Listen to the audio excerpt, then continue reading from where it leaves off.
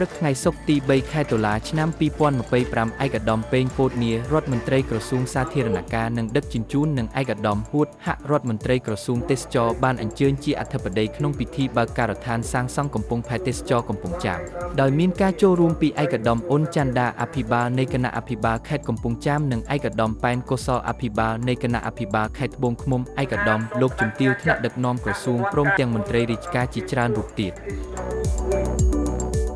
គម្រោងកំពង់ផែទេសចរនេះនឹងដើរតួនាទីសម្រាប់ភ្ជាប់ការដឹកជញ្ជូនភ្ញៀវទេសចរនៅក្នុងស្រុកតាមតំបន់ទន្លេមេគង្គលើរហូតទៅខេត្តក្រចេះជាដើមនិងការដឹកជញ្ជូនភ្ញៀវទេសចរអន្តរជាតិដែលធ្វើដំណើរតាមទន្លេមេគង្គពីប្រទេសវៀតណាមទៅមករាជធានីភ្នំពេញនិងបន្តមកលេងកម្សាន្តនៅខេត្តកំពង់ចាមនិងខេត្តក្រចេះក៏ដូចជាតំបន់ជុំវិញដែលមានសក្តានុពលនិងភ្ជាប់ការដឹកជញ្ជូនតាមព្រែកជីកហ្វូនតេជោគម្រោងកំពង់ផែទេសចរនេះគឺជាគម្រោងមួយមានសក្តានុពលដែលនឹងចូលរួមចំណែកដល់ការអភិវឌ្ឍសេដ្ឋកិច្ចនិងសង្គមកម្ពុជាព្រមទាំងលើកកម្ពស់សោភ័ណភាពគុណភាពនៃការរស់នៅបែបស៊ីវិល័យរបស់ប្រជាពលរដ្ឋក្នុងក្រុងកំពង់ចាមផងដែរ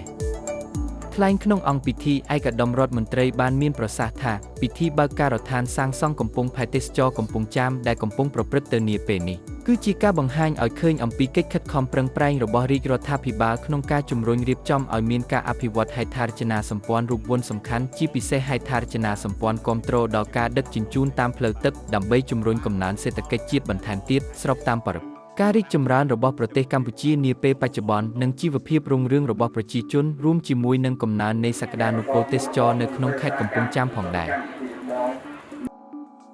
គួរបញ្ជាក់ផងដែរថាកំពង់ផែទេសចរកំពង់ចាមមានទីតាំងស្ថិតនៅភូមិទី3សង្កាត់វាលវង្សក្រុងកំពង់ចាមខេត្តកំពង់ចាមស្ថិតនៅទីតាំងទីលានចំណុចកំពង់ចម្លងចាស់ដែលគ្រោងសាងសង់ឡើងនៅលើច្រាំងទន្លេដែលជាដីកម្មសិទ្ធិរបស់រដ្ឋផ្អែកតាមផែនការនៃការអនុវត្តគម្រោងការសាងសង់សំណង់កំពង់ផែសម្រាប់ដំណាក់កាលទី1នេះនឹងប្រើប្រាស់រយៈពេល24ខែជាមួយគ្នានេះផងដែរការសាងសង់ហេដ្ឋារចនាសម្ព័ន្ធដំណាក់កាលទី2ដែលរួមមានអគាររដ្ឋបាលនិងកន្លែងរង់ចាំសម្រាប់ភ្ញៀវទេសចរនឹងចាប់ផ្ដើមនៅឆ្នាំ2026